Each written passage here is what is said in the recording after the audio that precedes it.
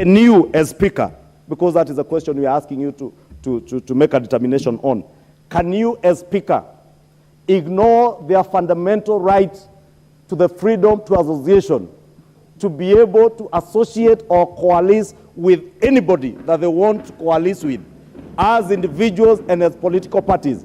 Can that right be taken away, Honorable Speaker, by Clause 22 of the Azimio Agreement? And Honorable Speaker, I will dare challenge my brothers in the Azimio One Kenya Coalition Party. I have tabled coalition agreements between parties that assented to the Kenya Kwanza Alliance. I dare you, table the Azimio One Kenya Coalition Party agreements that are signed by any of these political parties.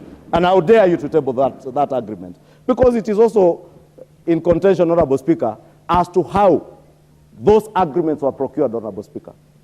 We have had harrowing stories of how people were coerced under the last regime to sign blank pieces of paper with just your party name on a dotted line on one piece of paper, Honorable Speaker, not knowing what you are signing for, Honorable Speaker.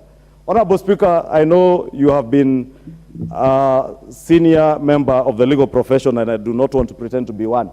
But at least I did study a little bit of the law of contract as I started for my CPA with the Honorable John Mbadi, although I was slightly ahead of him.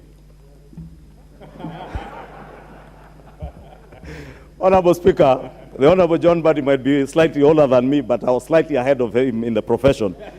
I qualified as a CPA when I was in my first year at the University of Nairobi. Honorable Speaker, I was saying in the law of contract, you know any agreement that is obtained either under duress or with the concealment of material facts, that agreement cannot stand in law. Therefore, our brothers in the One Kenya Coalition, I am sorry, and I am sorry to you, and I'm sorry to the Kenyan people, because we created this mess right on this floor.